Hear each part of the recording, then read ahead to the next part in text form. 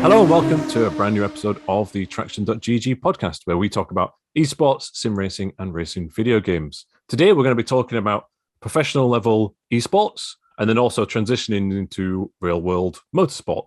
So there's no better person to speak to about this particular topic than our guest today, which is Moritz Löhner. How are you, Moritz? Oh, pleasure to be here. Feeling perfect. So everything fine. That's cool. So for those who don't know, we'll go into this in more detail as we go through the episode. But Moritz is a 3 times ADAC GT Masters esports champion, alongside many other achievements within sim racing, it has to be said. And he's also a DTM Trophy podium finisher this season, 2021. So being successful in both the sim world and motorsport.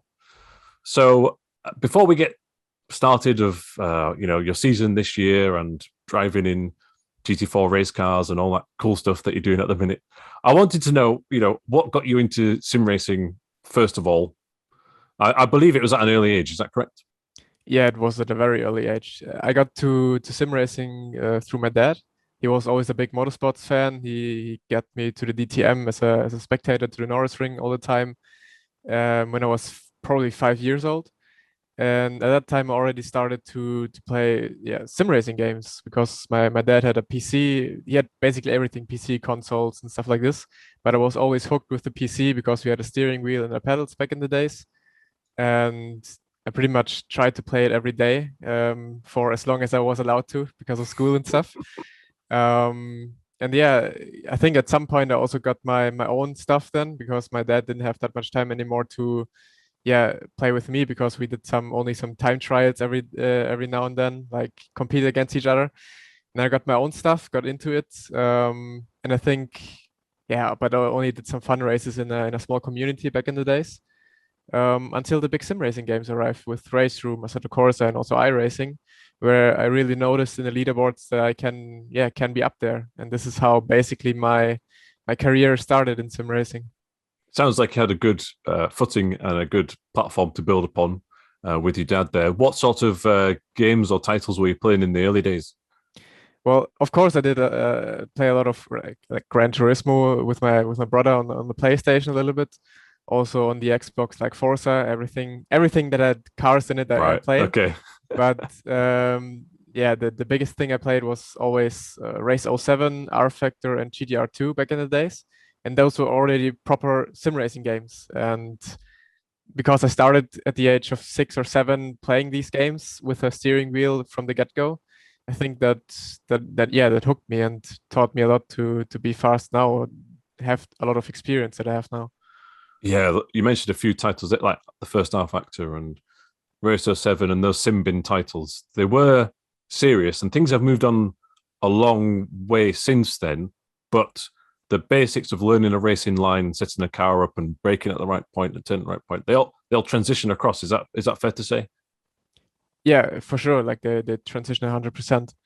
Um, there's there's no big difference in it really. Only like small differences, but they pretty much transition 100%, and you can learn a lot. Also, like the mental preparation going from esports into real life, Mm. because esports is really tough. The gaps are really small, like even way smaller than in real life, and so you have to be you have to get the pressure away from you, like no university at all. And when you get that in esports and do that for several years and in all the races, you don't have issues going into the real world, even though a lot of people were like really surprised about it. But I was like, yeah, I'm used to this. I did a lot of esports races where the competition is much tighter than in real life. So it's like from university, I walk in the park, going into the real world. That's interesting. Yeah, I suppose we'll jump in at that point then, right there, because you're talking about the focus and the intensity of the competition that esports teaches you. I think a lot of people, and this is still correct, they assume that sim racing is only really used to learn the circuits, which is correct. People do use it to learn the circuits, right? But it teaches you the mentality and the approach and the focus and the concentration for however long a race is to not make a mistake as well. Is that something that's put you in good stead for the DTM driving or DTM Trophy driving this year? Yeah, I mean, one part is learning the tracks. I feel like everyone can do it, even real racers that use the simulator to learn the tracks, yeah. But what especially teaches you sim racing is when you do a lot of races, it teaches you where to attack, when to attack, how to set up an attack to someone. And that's something you can only really learn if you do a lot of races, if you drive against different people, because different people act differently when you attack them.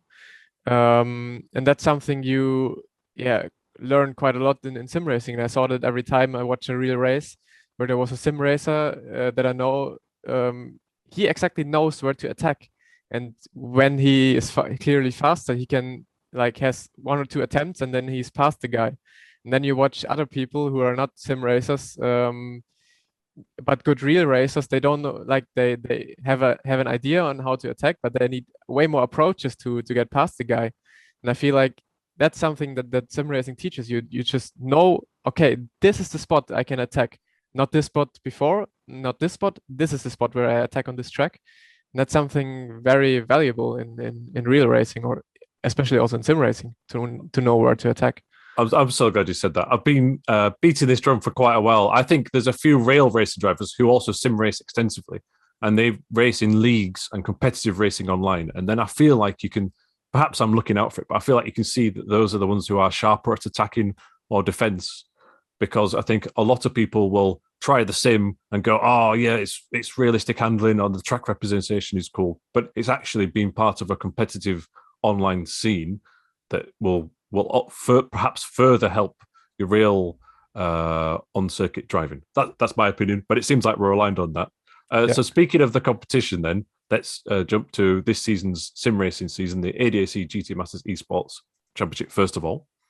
You drove the Porsche and not a Bentley. Could you tell me what the discussion was behind that? I don't know. It was pretty like a pretty fast decision on my side. Usually I do a lot of testing, but like last year, but especially this year, I felt like, oh, for me, there's only really two options that I would go for.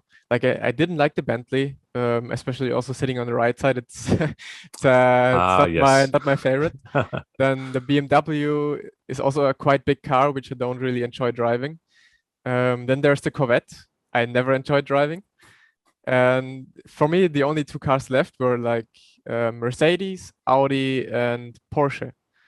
And I felt like the Mercedes wasn't really on pace. So it was only between Audi and Porsche.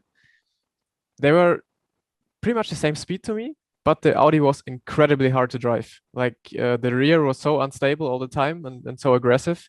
And I was like, okay, if I want to do like 40-minute races and I have to be on point every lap, I really struggle with the Audi because, yeah, when it's so hard to drive, you will never hit every lap perfect because you're like struggling with the car to hold it in one place. And then, yeah, there was a Porsche. Apparently, no one enjoyed the Porsche driving, and I was really surprised because it was so fast for me. And when I said like, yeah, I think I might take the Porsche, and I thought like all my teammates don't take the Porsche, and also all the other drivers I talked to don't take the Porsche. I was like, and when also the car choice came out, I was the only Porsche with Marco Ph. Then I was like, was this the wrong choice? But in the back of my head, I was always sure that it will be the fastest for me, and it turned out to be the fastest for me, and probably also the best car during the season with overtaking and stuff. And yeah, then I was quite happy to choose it.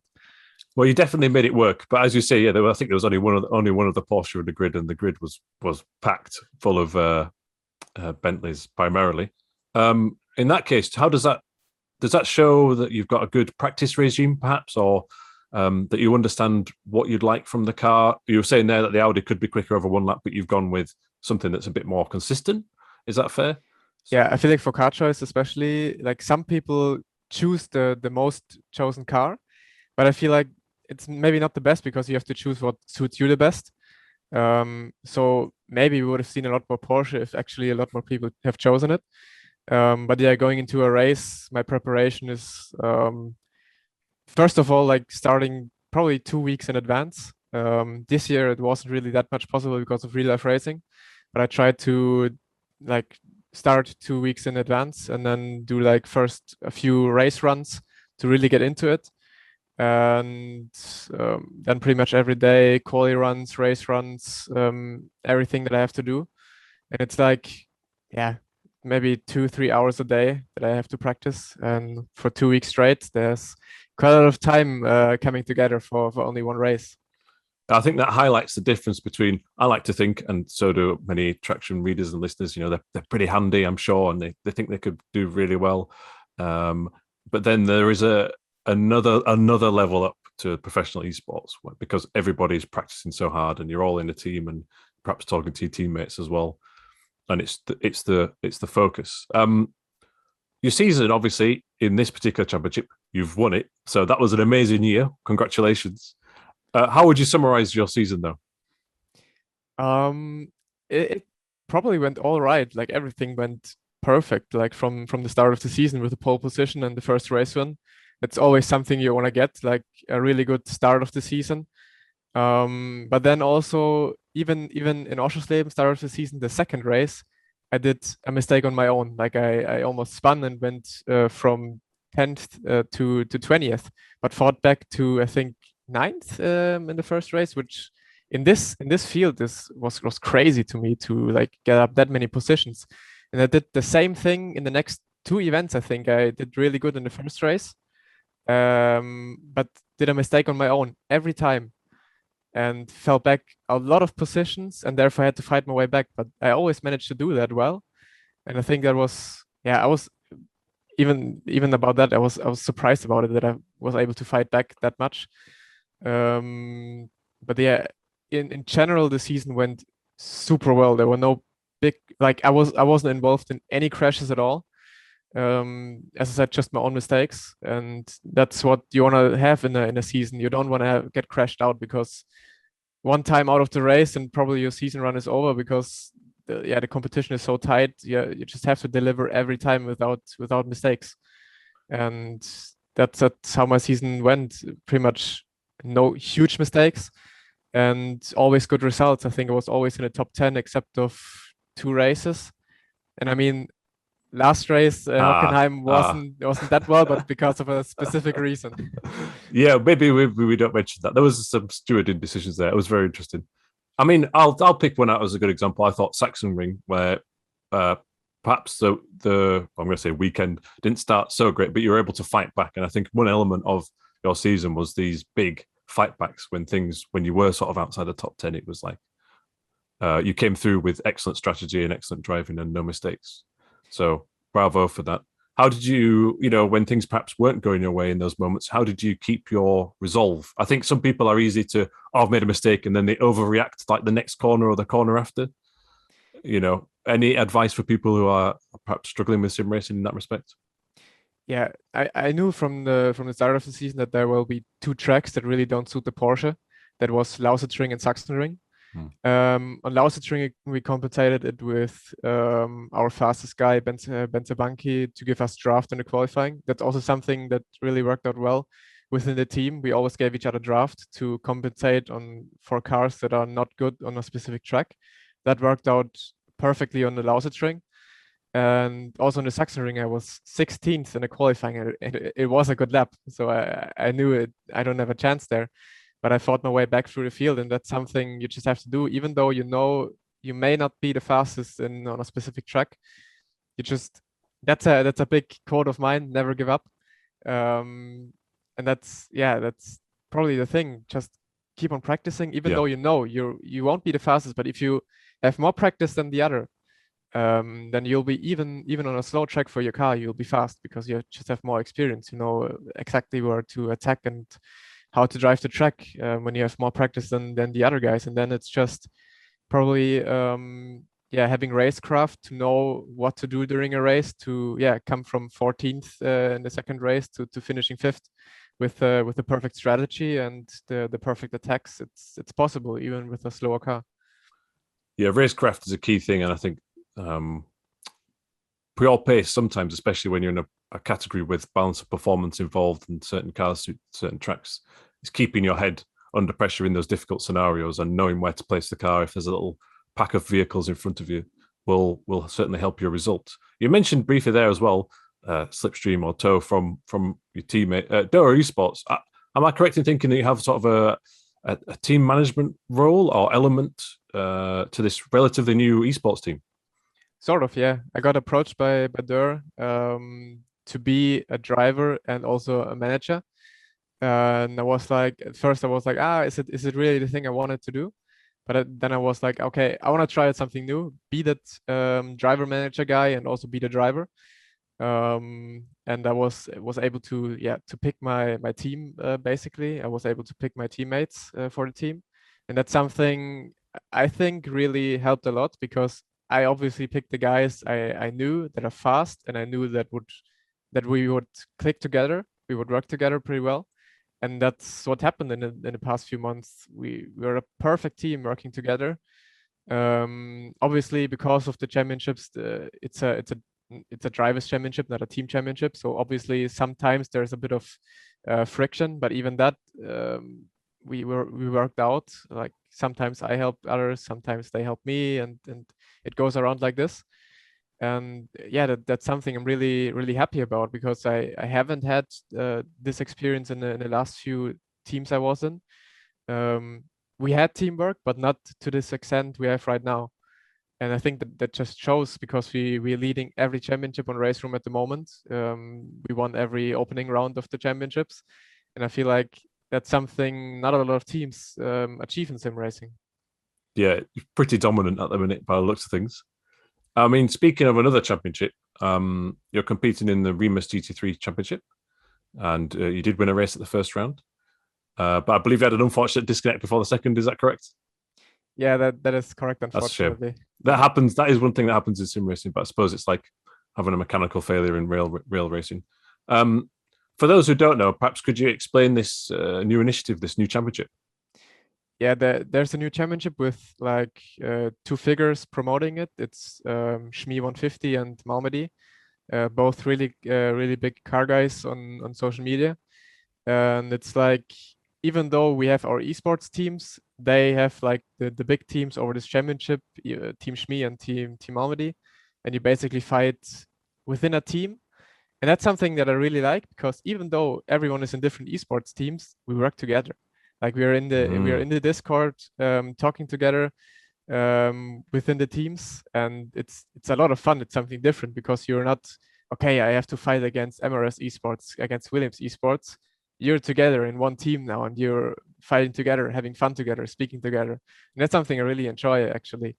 So it's quite a shame that I couldn't really race in the last race because of the disconnect. Yeah, that's unfortunate, but there's a few races left yet.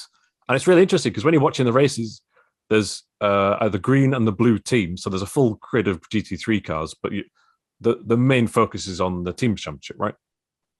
Well, the top 3 drivers championship is also a big talking point, because there's quite a lot of money involved. But yes, overall, it's a team first. Yeah, this is what you drive for, and it's the most fun. But obviously, the top guys that are currently sitting in the top 5 positions primarily think about the drivers. Of course, yeah. That's how it works for all drivers, I'm sure. So you mentioned there you're doing a lot of, that's at least 2 RaceRoom competitions we've talked about for this year. Why the focus on RaceRoom so much? What do you like about it the most? It's something I really enjoy on RaceRoom is the fighting, because there is no big damage model on RaceRoom. Sometimes it's quite a big of a shame, because some people use it to their advantage to dive in. No, you will make big contact, which isn't fair, but is possible because of pretty much no damage.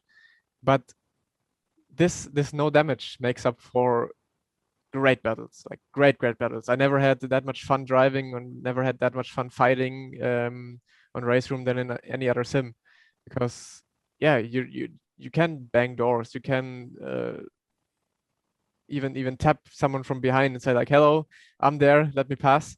When you do that on other sims, the car is either destroyed, the guy will instantly spin out. It's less fun, because when you kind of fighting, centimeters apart and even banging doors a little bit. That's what racing is all about, and that's what you can do in real life as well.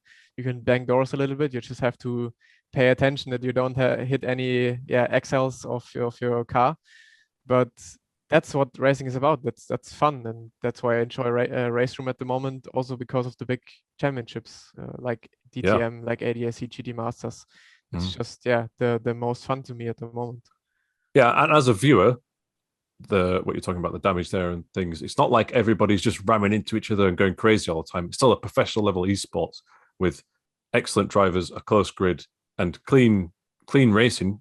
It's just that you can rub a little bit and be sure you can do an overtake sometimes, and that makes an excellent platform to watch esports from. And I believe that your first opportunity in a rail race car was a test because you won the 2020 DTM Esports Series in RaceRoom, correct? Exactly, yeah. I won the DTM Esports last year. It was also something I didn't really like. At first, I saw the championship and I saw the prizes, and I was like, okay, there's no money involved. There's only a test day. I was like, yeah, dude, then you do the test day and there won't be anything coming out of it.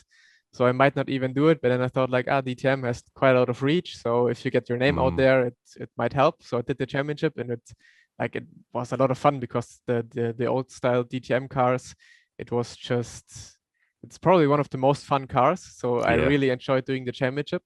And then I won it, and I won the test day. And I also got to do my racing license, which I also thought you have to do it like every year. It expires, but no, you keep it for your life. So it was actually good.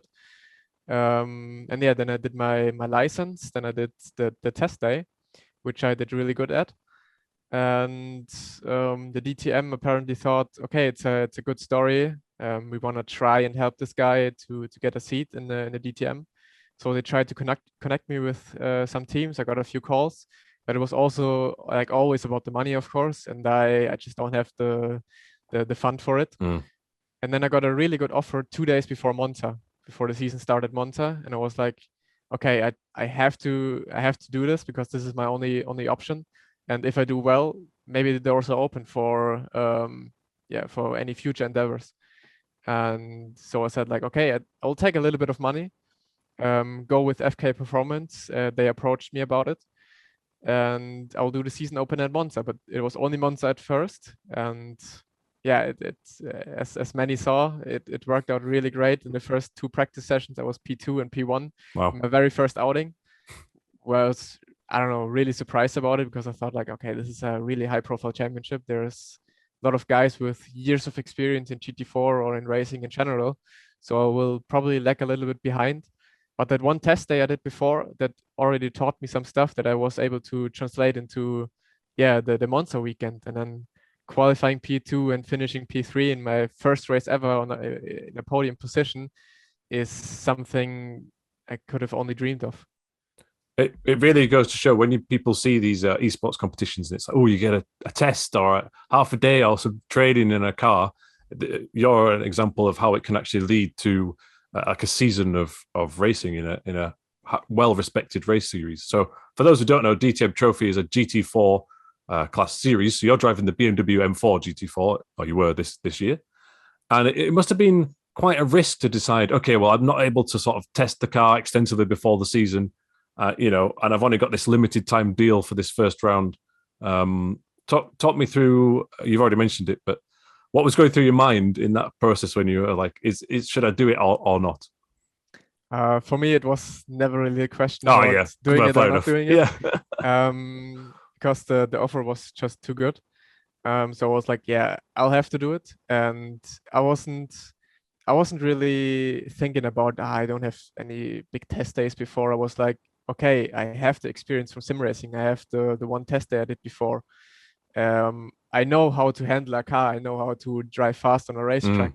So I was quite confident. I was like saying when I went to Monza, I was like, I want to have a top 5, even though that was already like really high up there. I was like, okay, I want to have a top 5. And then that it works out so great from the very get-go, it was crazy to me. Even though I was confident and even though I wanted to be there, it was still something I would have never imagined to just work out like this. Yeah. an incredible start to the season, and you followed up that podium at Monza with another one in Hockenheim later in the year, and you finished 8th in the points, which is amazing considering the lack of your lack of relative experience in those vehicles and in the real world around those circuits. So, what's the next aim? A lot of people tell me 8th is really good, but for my it is. Yeah, it is. Moritz, it's really good. When you look at the big picture, even when I look at the big picture, it's crazy good because I fought against, as I said, people that have years of experience, and I even beat them on track quite a lot of times. So it is really good. But obviously, if you have really good results in the virtual world, you always want to have that in the real world as well, because you know how winning feels, and you also want to have that feeling in real life. Then, but yeah, it was my learning year. Everyone tells me that, and it's like this. It's my learning year. I had to learn how everything works. Even fighting in real life is completely different. That's something that is actually completely different, because you just have to be more careful on the other hand, but also more aggressive on one hand, because you have a car that can damage. Its price it costs a lot of money, but everyone is quite aggressive, and that's something I had to learn. I had to learn, okay, in real life it's not good to be on the outside, for example, even though I really like to overtake on the outside, but it's something you have to just pay attention to, maybe to not risk it every time. Is that because of maybe rubber track buildup on the outside of the line, or is it just because real world drivers will squeeze you a bit more if you try on the outside? Kind of both. Overtaking on the outside is hard because you have so many marbles out there, and the track is dirty, so it is first of all hard to overtake on the outside. But it works a lot of times if you set it up correctly. And that's what I do with a lot of people. I set it up that I can overtake on the outside, but then in real life, you just get pushed off into the gravel, into the grass. And that's something you just have to learn, or like also maybe bang him again on the door and say like, hey, I'm still here, dude. I'm still here. I'm still racing with you. Pay attention to me. And then it works out sometimes, but sometimes it doesn't. And that's something you have to learn. But yeah, for what I will do next year, it's already safe that I will race next year in the DTM Trophy. Oh, congratulations. I hope you have a good season. Thank you. That's something I really look forward to, because next year should be my year where I can attack for the title. And that's definitely something I want to do. That's basically everything that's for me in next year DTM Trophy. Maybe some other adventures outside of DTM Trophy, but there's nothing fixed about that yet.